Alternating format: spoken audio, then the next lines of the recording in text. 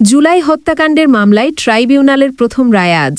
জুলাই গণ অভ্যুত্থানে সেই রুদ্ধশ্বাস দিনগুলোর পর দেশের ইতিহাসে প্রথমবারের মতো আজ ঘোষণা হতে যাচ্ছে বহু প্রতীক্ষিত একটি রায়।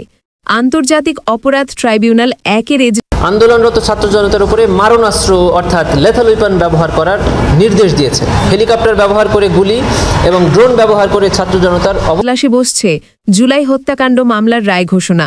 একটি রায় যেটি বহু পরিবার অপেক্ষা করছে চোখের পানিতে, বুক ভরা দীর্ঘশ্বাসে। 2024 সালের জুলাই আগস্ট সেই ভয়াল 2 মাসে নিরীহ ছাত্র জনতার ওপর নেমে এসেছিল নির্মম দমনপীড়ন।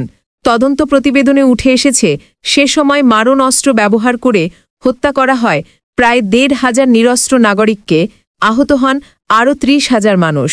রাজপথ, ক্যাম্পাস, হল যেখানেই ছাত্র জনতা জড়ো হয়েছে সেখানেই ছড়িয়ে পড়েছিল আতঙ্ক, ধোঁয়া আর আর্তচিৎকার। আজ সেই গণহত্যার ন্যায় বিচার দেখতে পুরো জাতি তাকিয়ে আছে ট্রাইব্যুনালের এজলাসের দিকে। রায় ঘোষণা করবেন বিচারপতি গোলাম মুর্তুজা মজুমদারের নেতৃত্বাধীন 3 সদস্যের আন্তর্জাতিক অপরাধ ট্রাইব্যুনাল 1। এই মামলার 3 আসামির মধ্যে ক্ষমতাচ্যুত প্রধানমন্ত্রী শেখ হাসিনা ও সাবেক স্বরাষ্ট্রমন্ত্রী আসাদুজ্জামান খান এখনও পলাতক।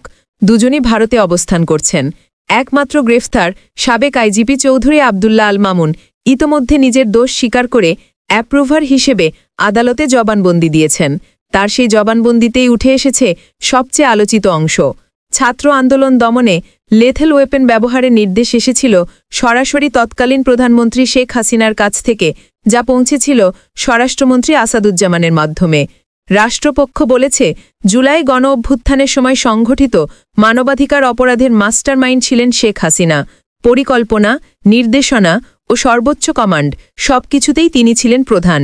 প্রসিকিউশন এই মামলায় শেখ হাসিনা ও আসাদুজ্জামানের সর্বোচ্চ শাস্তি মৃত্যুদণ্ড চেয়েছে।